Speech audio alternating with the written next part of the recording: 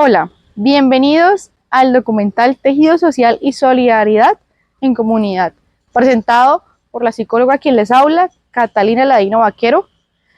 para el curso Mediación Cultural dirigido por la Magíster Paola Acosta, en marco de la Maestría en Psicología Comunitaria de la Universidad Abierta y a Distancia. La mediación cultural se presenta como un puente entre dos diferentes grupos sociales, teniendo en cuenta que entre cada grupo y en su interacción debe haber una coexistencia y una convivencia. Para esto debemos partir de un entendimiento y un respeto hacia el otro, sus intereses y sus objetivos. En ese sentido, la mediación cultural parte o debe partir o debe construir, dependiendo del escenario, acuerdos entre las personas y entre los grupos para una mayor bienestar y calidad de vida. Las comunidades se presentan como un escenario donde se requieren procesos de mediación y de acuerdos donde se presenten contextos de discriminación, de desigualdad o de conflictos. Para continuar con la discusión y el análisis de la temática,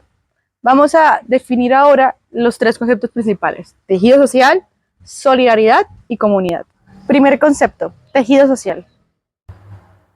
El tejido social son esas redes de vínculos sociales entre individuos que facilitan y fortalecen la vida social, permitiendo una sana convivencia desde la comunicación y confianza a través de acuerdos. Se presenta en familias, instituciones educativas y laborales, y demás grupos sociales, deportivos y comunitarios. Concepto número 2, solidaridad. De acuerdo con la doctora Carla Moene, en el 2010, la solidaridad es la manera de reconocer la relación con el otro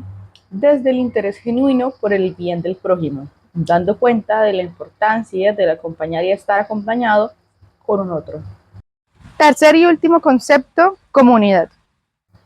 La comunidad es definida por Javier Brown en el 2019 como los grupos sociales con dinámicas e historia, cuyos integrantes comparten intereses, espacios, necesidades y recursos, creando así un sentido comunitario e identidad colectiva. Ahora, para continuar con el análisis, entrevistamos al psicólogo Julián Ferreira, quien es magíster en Psicología Clínica y de la Familia con una amplia experiencia en atención individual y familiar, pero también en su ejercicio como docente acompaña prácticas profesionales en contextos comunitarios. Pregunta número 1. ¿Qué impacto tiene la comunidad en el desarrollo de los individuos? Bueno, digamos que la comunidad tiene un impacto en el individuo en cuanto al desarrollo de la colectividad, en el sentido de pertenencia a un territorio, el entender y comprender un poco las dinámicas de interacción dentro de este colectivo.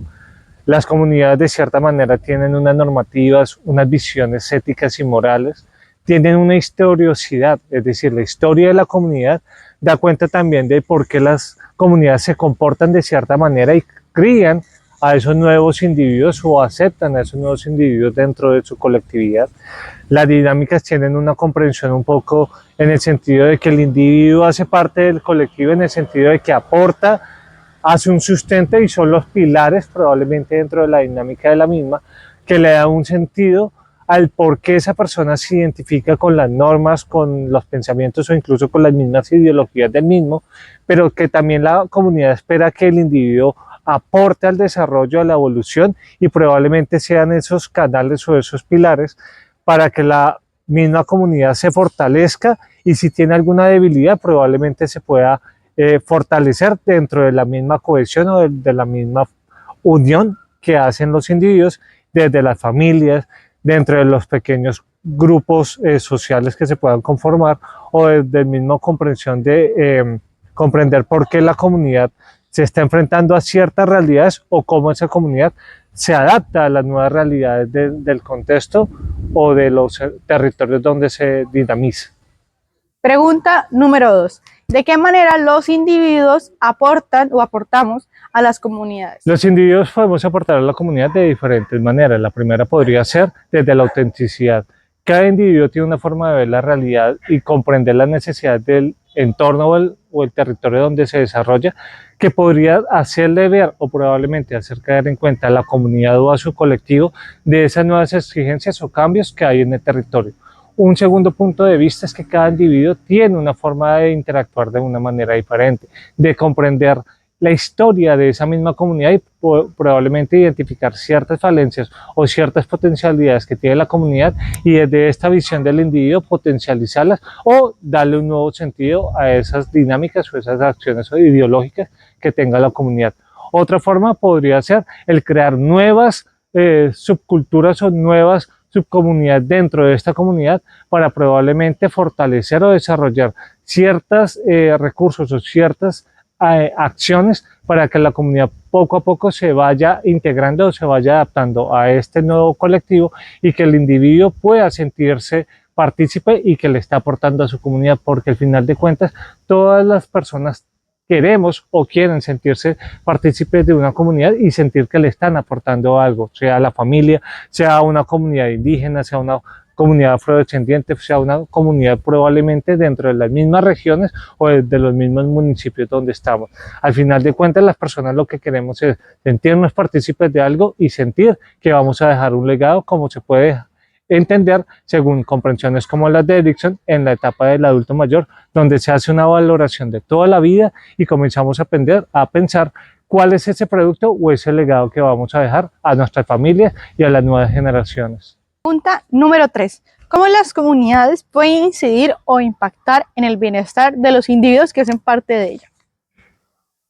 Considero que las comunidades pueden aportar a los individuos o nos aportan a los individuos en el sentido de que la comunidad casi siempre busca el bien común, busca probablemente el desarrollo de la mayoría de los integrantes que hacen parte de ese colectivo, pero también debe comprender que dentro de esas diferencias, ante las problemáticas, dificultades que tengan los miembros de su comunidad, debe velar por generar ciertas estrategias de afrontamiento que lo que busquen es probablemente ayudar que estos integrantes o estas personas puedan darle solución a sus problemas, puedan sentirse bien con su rol dentro de la comunidad y de cierta manera hacer partícipe de las decisiones sobre la misma movilidad de la comunidad a los integrantes de su sistema. Se conecta un poco con las preguntas que me habías hecho anteriormente y probablemente es que el bienestar del individuo depende de que el colectivo o la comunidad esté bien, esté adaptándose a su territorio, pero también que cada uno de los individuos o integrantes de esta comunidad se sientan bien con el rol que cumplen, con las funciones que cumplen y con cierta manera sentirse escuchados por la comunidad. Cuarta y última pregunta. ¿Cómo se da la resolución de conflictos en esas comunidades teniendo en cuenta sus características individuales? Un poco pensando en la pregunta que me haces, considero que todas las comunidades o colectivos tienen una jerarquía, tienen ciertas organizaciones que son las que se encargan de ser las mediadoras o probablemente escuchar a las partes del problema, comprender cuál es la situación que se presentó y probablemente cuál es la distinción o cuál es esa diferencia que hay entre ellos, sea de un individuo a un individuo o probablemente de un grupo hacia otro. De cierta manera, la comunidad es la que tiene unas reglas, unos parámetros y unas normas que se deben regir. Son probablemente aquellas que constituyen lo que está bien y está mal o lo que es permitido y no es permitido dentro de la dinámica de la comunidad. De esta manera la comunidad se considera o se posiciona como ese ente de control que regula las situaciones problemáticas, las situaciones probablemente de injusticia, las problemáticas probablemente que se rompen de haber roto las reglas o las normas dentro del sistema y son aquellas que consideran o constituyen un castigo o probablemente una restitución de derechos cuando estas situaciones se presentan. De esta manera la comunidad es la encargada probablemente de comprender la situación y probablemente identificar que esa situación que es dilemática o que es problemática no haya una escalada frente a la réplica o la repetición de la situación y que las personas comprendan el por qué obraron bien o mal y cuál es la consecuencia positiva o negativa de estas situaciones que se presentaron. Ahora bien, teniendo en cuenta los aportes del magíster entrevistado también para este proceso y este análisis, podemos darnos cuenta de la importancia que tiene la relación entre los individuos y su comunidad y también los individuos entre ellos mismos. ¿Para qué? Para tener un sentido de comunidad, para poder tener un trabajo en equipo, para poder tener ese sentido de equipo, de familiaridad, de lo que hablábamos de la solidaridad, en relación a cómo yo me reconozco con el otro, el cómo yo impacto y el cómo yo actúo en relación a qué consecuencias puede traer en la otra persona y en su bienestar y en el bienestar compartido que se tiene en las comunidades. A modo de conclusión queremos dar 3 apuntes. El primero, el tejido social y esa red de vínculos que lo compone es importante para las comunidades, para la mediación cultural y para poder entender qué decisiones son o no más oportunas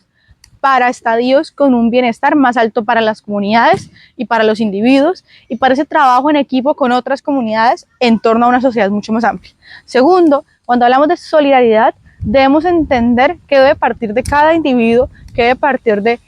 cada persona reconociéndose como parte de una comunidad, como parte de una familia, como parte de un sistema más amplio, como un sistema educativo, un sistema comunitario, un sistema laboral. Por último y tercero, queremos hablar acerca de la importancia de la comunidad, de la importancia de trabajar esa mediación cultural y no solo como profesionales, sino como partícipes de comunidades en las que estamos inmersas. Se requieren procesos de mediación cultural, se requieren procesos de análisis para poder determinar cuáles son esos acuerdos que se deben de tomar, quiénes deben construir esos acuerdos, teniendo en cuenta que la construcción de esos acuerdos debe partir de la comunidad, de sus necesidades, de sus intereses y también de reconocer un amplio espectro de posibilidades, de tener una visión propositiva frente a las problemáticas que se están presentando, para así partir de no, digamos, separar los intereses, ¿sí? O separar a las comunidades, sino generar discursos y herramientas que unan a las comunidades, que unan y puedan seguir reforzando esos tejidos sociales desde esa solidaridad de la que estamos hablando y desde el entender al otro, desde el reconocer al otro como un ciudadano que también tiene derechos, como un individuo que también tiene la posibilidad de participar, de construir y de opinar frente a la problemática o al suceso que está sucediendo.